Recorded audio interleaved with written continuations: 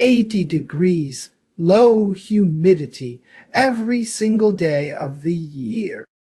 Not summer, not a good month, every day. That's Medellín, Colombia, and it's why locals call it the city of eternal spring. It also has something else. A one-bedroom apartment in a safe expat neighborhood that runs about $500 to $800 a month. A meal at a real restaurant for $4. A gym membership for $18. And here's the part that surprises most American retirees. The city's homicide rate, the number that scared everyone away, has dropped over 80% in 15 years. The Medellin in the news in 2026 is not the Medellin from the Netflix documentary. The retirees who know this are already there. Here's the full picture. In the next 13 minutes, the real monthly budget, what $1,200 actually buys neighborhood by neighborhood.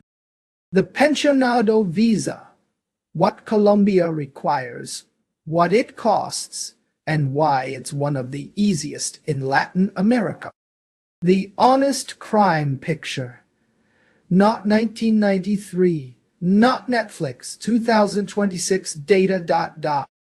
Healthcare, which is genuinely world-class in private hospitals. And the two things Medellin gets wrong that Panama and Mexico do not. Every number in the description sourced. Let's start with why climate matters so much for retirement. Most of the retirement destinations Americans consider Florida, Arizona, Mexico's coasts are hot. Phoenix in July is 109 degrees. Cancun in August is 92 with 90% humidity. You move inside. Medellin sits at 5,200 feet above sea level in the Andes. That altitude does something no air conditioner can replicate. It keeps the temperature in a band between 62 and 84 degrees Fahrenheit all year. It doesn't swing much. There's no winter.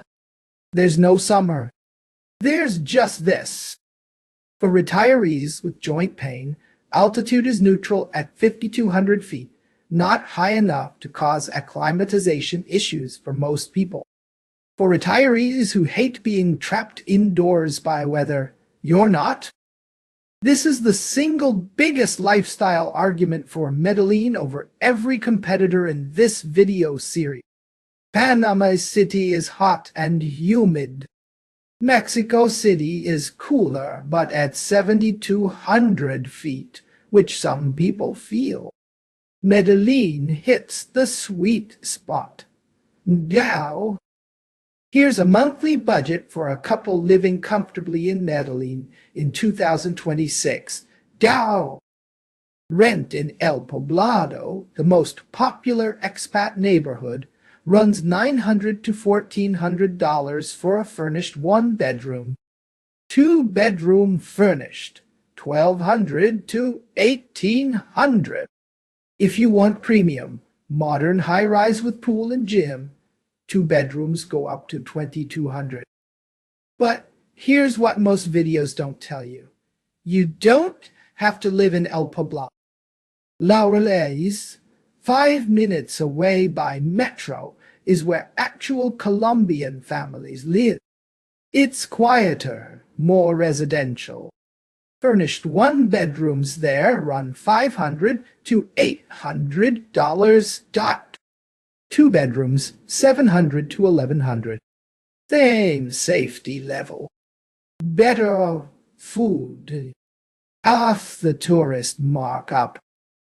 Envigado, just south, is even more local. One bedrooms at $400 to $600. Families, coffee shops, weekend markets. Some expats call it the hidden Medellin. The metro and a 10-minute ride get you to El Poblado when you want it. So the honest rent range for retirees, $500 to $1,400 depending on neighborhood and luxury preference. Food. Groceries for a couple, $300 to $400 a month. Shopping at local markets, Éxito, or the neighborhood Galleria. Restaurant meals average $4 to $6 for a full lunch at a local place. Dinner at a nicer restaurant, $10 to $15 per person. Coffee at a cafe, under $2. Transportation. Medellin's metro is the cleanest in South America and costs about 50 cents per ride.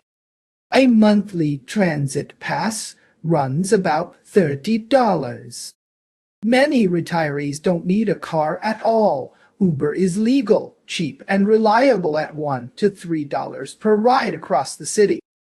Utilities, electricity, water, internet, budget $80 to $120 a month for a full apartment. Internet speeds are fast. Remote workers have been here for years. Healthcare. More on this in a moment, but budget $60 to $120 a month for a premium private health plan that covers almost everything. Full monthly picture for a couple living comfortably in El Poblado. $1,700 to $2,400 all in. In Laureles or Envigado, $1,100 to $1,600 all in. That's Social Security range. 2 checks and you have money left. Let's talk about the thing every American asks about first. Medellin's homicide rate in 1991 was among the highest ever recorded in a major city. That's the number people remember. That's the Escobar era. That's what the documentary shows. Here is 2024. The homicide rate in Medellin is approximately 17 per 100,000. That places it below several major US cities. New Orleans is around 40. Baltimore is around 35. Now, let me be precise, because dishonesty here isn't helpful. The U.S. Embassy's current travel advisory for Colombia is level 2. Exercise increased caution. That's the same level as France, Germany, and most of Western Europe. It's not level 3, reconsider travel, which applies to parts of Mexico and Honduras. Specific areas within Colombia are level 4, do not travel.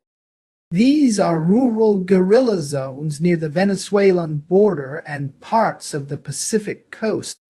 They have nothing to do with Medellin. Within Medellin itself, the safe expat neighborhoods El Poblado, Laurel, Envigado, Sabaneta have crime profiles comparable to mid-tier city. Petty theft exists. Tourists should not walk around at 2 in the morning flashing iPhone. But violent crime targeting expats in these neighborhoods is statistically rare. The single biggest safety mistake retirees make, judging the whole city by the parts they'd never live in. The metro system is heavily monitored. The neighborhoods where expats actually live have visible police presence and community safety organizations. If you want to do your own research, Insight Crime maintains the most reliable English-language database of Latin American crime data. The link is in the description.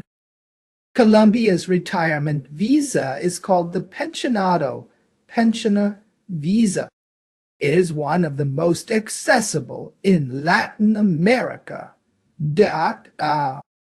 The income requirement as of 2026, you need to show 3 times Colombia's minimum monthly wage. The current minimum wage is roughly $340.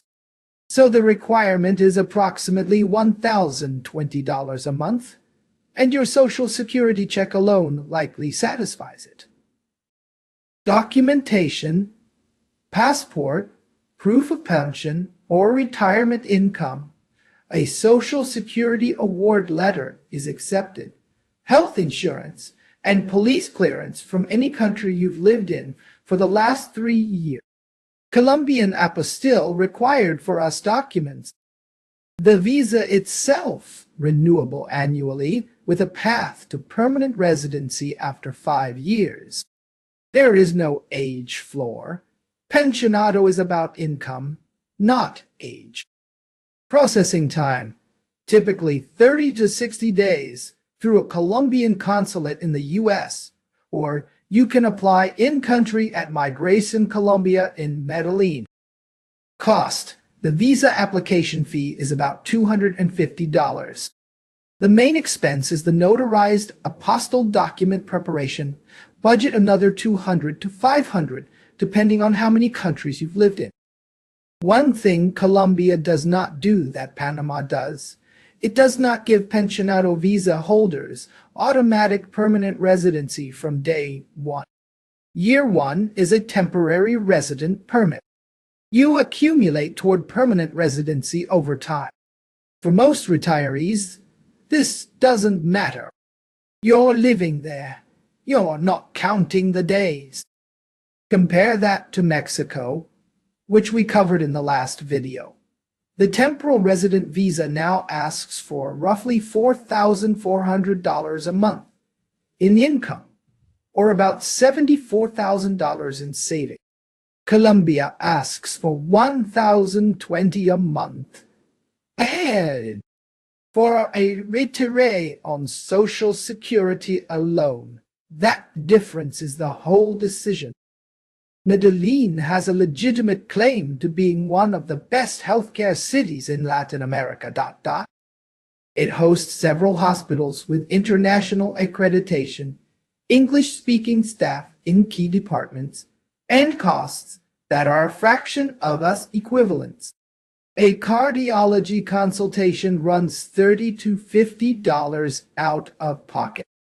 An MRI, $100 to $200.